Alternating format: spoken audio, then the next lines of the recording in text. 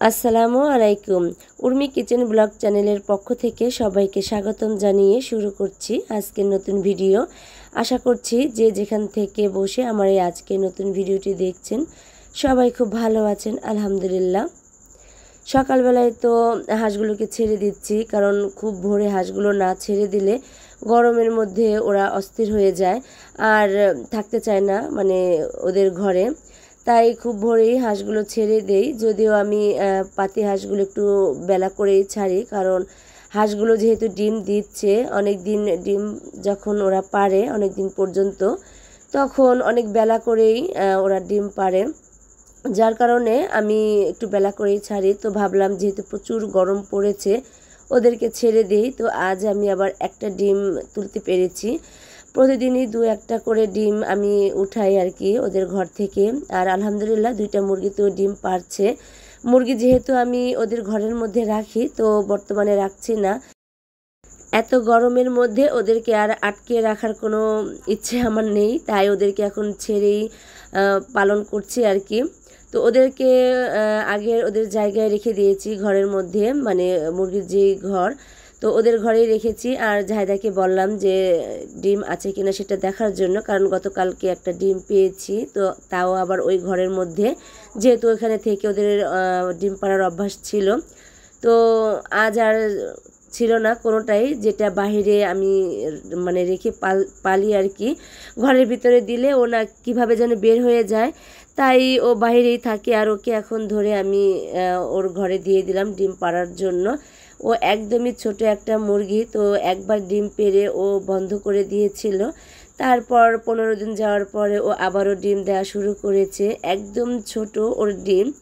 তো যাই হোক, তারপরও তো দেশি মুরগির ডিম, এটা খেতে তো ভীষণ ভালো লাগে। আর এখন আমি হাঁসগুলোকে খাইয়ে দিয়েছি, তারপর ওদেরকে এখন নদীর দিকে একটু এগিয়ে দিয়ে আসব।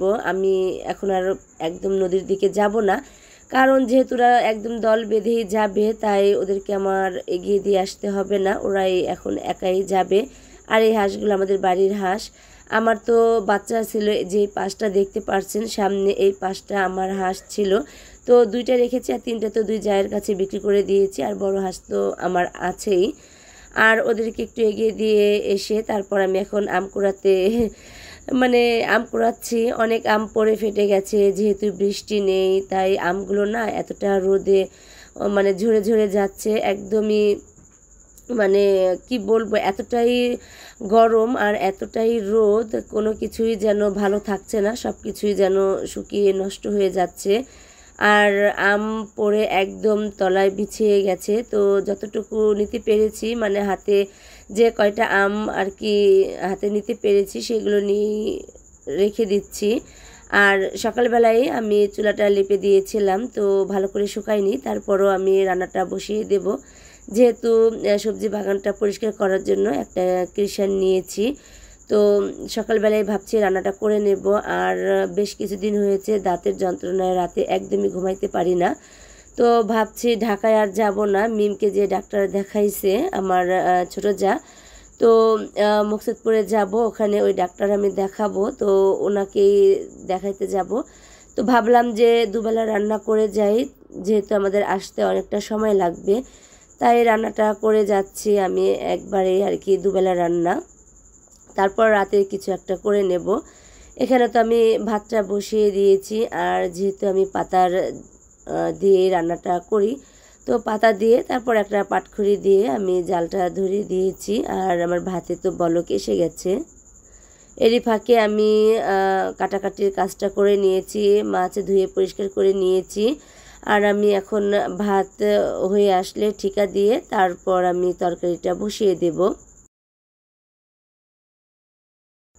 ভাতে তো ঠিকা দিয়ে দিয়েছি, আর এখন আমি কড়াইটা বসিয়ে দিয়েছি, তেল দিয়ে দিয়েছি, তেলের মধ্যে একটু লবণ দিয়ে ভালো করে আমি অনেকটাই গরম করে নিয়েছি যেন মাছগুলো উঠে যায়। এরপর তো আমি হলুদ এবং লবণ মাখিয়ে মাছগুলো রেখে দিয়েছিলাম, সেটাই এখন দিয়ে দিচ্ছি। মাছগুলো এখন আমি ভেজে নেব, ভেজেই রান্নাটা করে নেব। মাছ ভাজা হয়ে গেছে, আমি তুলে নিয়েছি। আর এখন পেঁয়াজ আমি একটু বাদামি কালার করে নিয়ে এখন অর্ধেকটা তুলে নেব, যেহেতু আমরা ফোড়ানি দেই নামানোর আগে। তো তো আমি ফোড়ানিটার জন্য উঠিয়ে নিচ্ছি আর জিরে ভেজে গুঁড়া করে নিয়েছি। তো নামানোর আগে আমি তরকারির মধ্যে দিয়ে নেব। একদম কোনো বাটা মশলা উপকরণ ছাড়াই পাতলা কাঁচা কলার ঝোল আমি রান্না করব মাছ দিয়ে, সেটারই রেসিপি আপনাদের সঙ্গে শেয়ার করছি। এখানে এখন আমি কোনো আদা রসুন জিরে বাটা দেব না, শুধু পেঁয়াজ এবং কাঁচামরিচ, লবণ এবং হলুদের গুঁড়া পরিমাণ মতো, মানে একদম অল্প পরিমাণে শুকনা মরিচের গুঁড়া দিয়ে তারপর আমি কাঁচকলা এবং আলু দিয়ে ভালো করে নেড়েচেড়ে কষিয়ে নেব। আমি বেশিরভাগই কোনো মশলা উপকরণ ছাড়াই তরকারি রান্না করি, মানে ঝোল তরকারি যখন রান্না করি তখন আমি এই নিয়মেই রান্নাটা করে নিই। আর যখন মাছ আমি ভুনা করে নেব তখন আমি বাটা মশলা উপকরণ এবং অন্যান্য মশলাগুলো দিয়ে দেই। আর আমার এই নিয়মে আপনারা যদি রান্না করে খান তাহলে অবশ্যই আপনাদের কাছে ভালো লাগবে, একবার হলে ট্রাই করতে পারেন। রান্নাঘরে তো প্রচুরই গরম, তো এই গরমের মধ্যে রান্না করতে খুবই কষ্ট হয়। তারপরও আমি এখানে ফ্যান সেট করে নিয়েছি, সৌর বিদ্যুতের ফ্যান। তো তারপরও কোনো কাজ হচ্ছে না, একদম ঘেমে অস্থির। তো যাই হোক, আমি ভালো করে নেড়েচেড়ে কষিয়ে তারপরে ঢাকনা দিয়ে ঢেকে দিয়েছি, কোনো পানি দেইনি। এভাবেই তেলের মধ্যে আমি ভালো করে নেড়েচেড়ে আমি কষিয়ে নেব। তারপর অল্প পরিমাণে আমি কষানোর পানি দিয়ে তারপরে আমি সবজিগুলো সিদ্ধ করে নেব। এই পর্যায়ে যারা ভিডিওটি দেখছেন অথচ লাইক দিতে ভুলে গেছেন, প্লিজ ছোট করে একটা লাইক দিয়ে দিবেন। আর যারা আমার চ্যানেলটিকে এখনও সাবস্ক্রাইব করেননি, আমার আজকের ভিডিওটির কোনো অংশ ভালো লেগে গেলে সাবস্ক্রাইব করে পাশে থাকার বেল আইকনের অল অপশনটি প্রেস করে আমার পাশেই থেকে যাবেন। আমি পরিমাণ মতো পানি দিয়েছি কষানোর জন্য এবং কিছুক্ষণ রান্না করে নিয়েছি। এখানে পানিটা শুকিয়ে এসেছে, এখন আমি ভালো করে সবজিটাকে নেড়ে চেড়ে আমি কষিয়ে নিলাম। আর এখন আমি ঝোলের পানিটা দিয়ে দেব, একটু পাতলা ঝোলই করব, তাই পানির পরিমাণটা আমি আমার পরিমাণ মতো দিয়ে দিয়েছি। এত যে গরম পড়েছে, এই গরমের মধ্যে অতিরিক্ত তেল মশলা জাতীয় কোনো তরকারি না খাওয়াটাই ভালো। তো পাতলা ঝোল খেলে সবচেয়ে ভালো হয় শরীরের পক্ষে। আর কাঁচা কলার পাতলা ঝোল খেতে কিন্তু ভীষণ ভালো লাগে আর শরীরের জন্য কিন্তু অনেক উপকারী। এরপর তো আমার ঝোলটা বলক এসে গেছে, মানে তরকারিতে বলক এসে গেছে। আমি এখন ভাজা মাছগুলো দিয়ে আমি কিছুক্ষণ রান্না করে নেব। যেহেতু আমি কলের পানি দিয়েই রান্নাবান্না করি তাই তরকারি কালারটা একটু চেঞ্জ হয়ে গেছে। আমি এখন নামানোর আগে যেই জিরে ভেজে তুলে নিয়েছিলাম সেটা বেটে এবং জিরে ভাজা মানে ভেজে যে আমি গুঁড়ো করে নিয়েছি সেটাই দিয়ে এখন নেড়ে চেড়ে আমি কিছুক্ষণ রান্না করে নামিয়ে নেব। তরকারিটা নামিয়ে নিয়েছি আর এখন আমি ভাতটা একটু ছেঁকা দিয়ে তারপরে নামিয়ে নেব। আর আমার তরকারিটা তো হয়ে গেছে।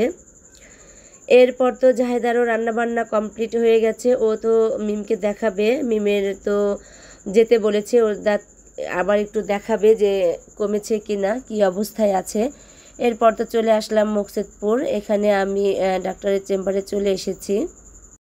আমাদের এখন দেরি হলেও কোনো সমস্যা নেই, যেহেতু আমরা রান্নাবান্না কমপ্লিট করে রেখে এসেছি।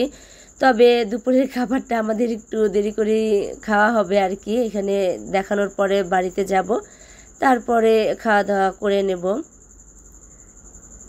এরপর তো মিমকে প্রথমে দেখেছে, তারপর আমি দেখিয়েছি। এখন আর ঢাকায় আর যাব না, এখানে ওনাকে দেখিয়ে তারপর আমি ওষুধ নিয়ে তারপরে বাড়িতে চলে যাব। কত রকমের ওষুধ যে আমাকে খেতে হয়, এখন আর ভালো লাগে না। ওষুধ খেতে খেতে আর তেমন একটা ওষুধের প্রতি কোনো মানে চাহিদা নেই, কিন্তু শরীর তো মানে না, একটাই তো শরীর। এই শরীরে এত রোগ ব্যাধি জন্ম নিলে কিভাবে একটা মানুষ সুস্থ হয়ে থাকতে পারে। তারপরও মনে করেন কথা বলতে গেলেও অনেকটাই কষ্ট হয়ে যায়, যেহেতু ভিডিও অনেক দিন হলো ছাড়ি না, এখন যেহেতু ভিডিও ছাড়ছি তো আপনাদের সঙ্গে তো অনেক দিন যোগাযোগ নেই। আর শরীর অসুস্থ কারণেই ভিডিও দেওয়া হয় না।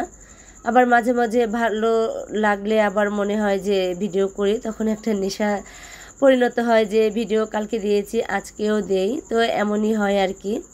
আর যখন শরীর ভালো লাগে না তখন তো বিছানায় শুয়ে থাকতে হয় বেশিরভাগ।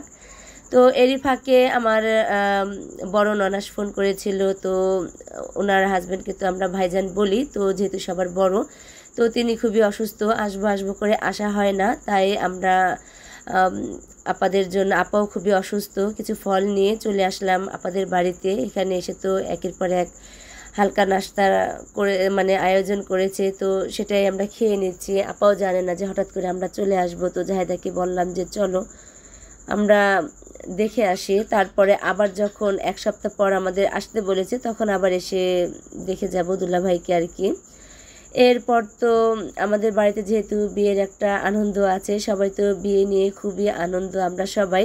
তো আপার সাথে সেটাই আলোচনা করছিলাম, যেহেতু আপা তেমন একটা জানে না, তো আপার সঙ্গে অনেক কথাবার্তা বললাম। সবাই খুবই খুশি, মানে লাবণীর বিয়ে উপলক্ষে যে আমরা অনেক আয়োজন করব বা কি করব, কি আয়োজন হয়েছে বা ওকে দেখতে এসেছে কি এনেছে, সব বিষয়ে আপার সঙ্গে অনেক আলোচনা করলাম। তো খুবই খুশি, আপাও খুশি, দুলাভাইও খুশি। তো আমাদের বাড়ির সবাই আমরা কিন্তু অনেক আনন্দ করছি বিয়ে উপলক্ষে, সবাই খুশি আলহামদুলিল্লাহ। এরপর তো আপাদের ঘর থেকে চলে আসলাম আপার ছেলের ঘরে, সেজ ছেলের ঘরে আর কি। তো ও আবার ছুটিতে বাড়িতে এসেছে, ওর সঙ্গে দেখা হয়ে গেল। বদিয়ার ওর নাম, ও পুলিশে চাকরি করে। তো ওদের ঘরে আসি না অনেক দিন হয়েছে, মানে ওদের বাড়িতে আসা হয় না। তো অনেক সুন্দর করে ওরা ঘরটাকে সাজিয়েছে। তো ওরা ঢাকায় ছিল, আসলে ওদের সঙ্গে দেখা হয় নাই আর কি। তো ওর ছেলে মেয়ে দুইটা খুবই অসুস্থ, ছেলেটার মামস হয়েছে, তো অনেকটাই অসুস্থ। তারপর তো ওর বউয়ের নামও লাবণী। তো লাবণীর সঙ্গে কথাবার্তা বললাম, ও তো নাস্তার আয়োজন করেছে হালকা পাতলা, তো নাস্তাগুলো খেয়ে নিলাম। মানে অনেক দিন পর এসেছি, একদমই ছাড়তে চাইছিল না, বলছিল থেকে যাওয়ার জন্য। আসলে তো থাকার তো কোনো উপায় নেই, চলে তো যেতেই হবে। তো বললাম যে অন্য একদিন এসে থেকে যাব। তো যাই হোক, ওর ঘরটাকে আপনাদেরকে শেয়ার করলাম। তো কেমন লাগলো অবশ্যই জানাবেন। আমার মোবাইলের যেন কি হয়েছে জানি না, একদম ভিডিও করলে সব কিছু কেন জানি ঘোলা ঘোলা দেখা যায়। তো নতুন একটা মোবাইল খুব তাড়াতাড়ি নেওয়ার চিন্তাভাবনা আছে, তো যতদিন না নিচ্ছি ততদিন এটা দিয়ে কাজ চালিয়ে যাব। তো যাই হোক, এখানে হালকা নাস্তা করে তারপরে দুপুরে খাওয়া দাওয়া করে আমরা বাড়িতে চলে যাব। আর এখানেই আপনাদের কাছ থেকে বিদায় নিয়ে নেব। আপনারা সবাই ভালো থাকবেন, সুস্থ থাকবেন এবং আমার ভুল ত্রুটিগুলো অবশ্যই ক্ষমা সুন্দর দৃষ্টিতে দেখবেন। কেমন লাগলো কমেন্ট করে জানাবেন। আজ এই পর্যন্ত, আসসালামু আলাইকুম।